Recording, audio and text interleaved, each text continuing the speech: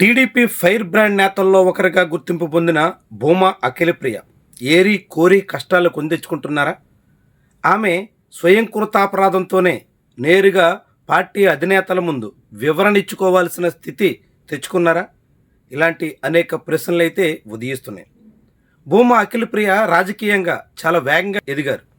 తల్లి తండ్రి వారసత్వంతో రాజకీయాల్లోకి వచ్చినప్పటికి కూడా ఉప ఎన్నికల్లో గెలిచిన వెంటనే పార్టీ ఫిరాయించి 2017లోనే ఆమె మంత్రిగా కీలక శాఖలు నిర్వహించారు.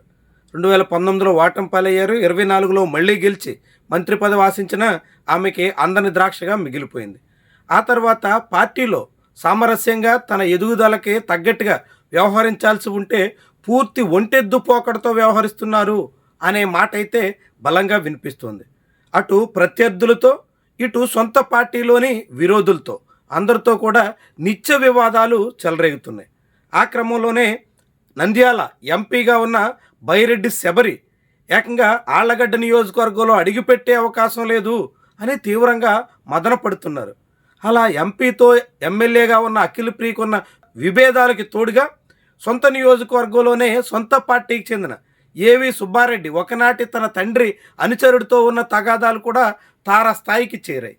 ఇవన్నీ సాగుతుండగానే అహోబిలం మఠంలో వేలెట్టి అక్కడ మొత్తం అంతా తామే పెత్తనం చేయాలని ప్రయత్నం చేసి అటు ఎమ్మెల్యే భర్త మరొకవైపు ఎమ్మెల్యే సోదరుడు అంతా సాగించినటువంటి వ్యవహారంతో రచ్చ అయ్యింది.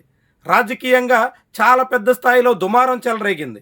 పూర్తిగా అబాసుపాలయ్యే పరిస్థితి వచ్చింది. అఖిలప్రియ పరువు కోల్పోయే దిశలో సాగింది. అన్నిటికీ మించి అధిష్టానం ముందు తలంచుకోవాల్సిన పరిస్థితి రావడంతో భూమా అఖిలప్రియ పరిస్థితి రాను అగమ్యగోచరంగా మారిపోతుందా అనే అనుమానాలకి ఆస్కారం ఇస్తుంది.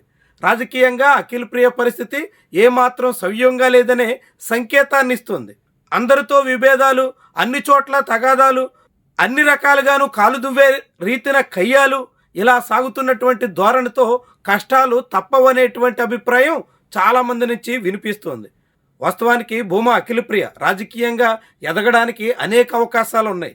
ఆళ్లగడ్డలో గంగుల కుటుంబంతో ఉన్న వైరుధ్యరీత్యా భూమా కుటుంబానికి ఎప్పటికీ ప్రత్యామ్నాయంగా అవకాశాలు ఉండే ఆస్కారం ఎక్కువ ఉంది.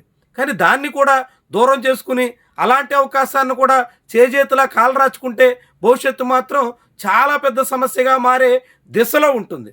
అయినప్పటికీ అఖిలప్రియ ఆమె భర్త సాగిస్తున్నటువంటి వ్యవహారాల పట్ల టీడీపీ అధిష్టానం తీవ్రంగా కలత చెందుతోంది. పార్టీ పరువు తీసే దిశలో ఉందన్న అభిప్రాయానికి వచ్చింది. నేరుగా అఖిలప్రియకి వార్నింగ్ ఇచ్చి తన భర్త నేరుగా అధికారిక కార్యకలాపాల్లో వేలెడితే మాత్రం సహించబోం అని చెప్పేసినట్టుగా తెలుస్తోంది. ఆ విషయాన్ని బాహాటంగానే తెలుగుదేశం పార్టీ రాష్ట్ర అధ్యక్షుడు పల్లా శ్రీనివాస్ వెల్లడించారు. కాబట్టి ఇక నుంచి అఖిలప్రియ సామరస్యపూర్వకంగా సఖ్యంగా సాగకుంటే మాత్రం చిక్కులు పెరగడం అనివార్యమని చెప్పొచ్చు. ఇప్పటికే ఆళ్లగడ్డలో అనేక తగాదాలు నడుస్తున్నాయి. డైరీ చైర్మన్తో వ్యవహారం, అదేవిధంగా నంద్యాలలో అనేక వివాదాల్లో వేలెట్టినటువంటి వ్యవహారం, అన్నిటికీ మించి ఇప్పుడు మఠం విషయంలో కూడా పూర్తి స్థాయిలో తన పెత్తనమే సాగాలన్నట్టుగా చేపట్టినటువంటి ప్రయత్నం అన్నీ ఎప్పటికప్పుడు బెడుసు కొడుతున్నట్టుగా భావించాల్సి ఉంటుంది.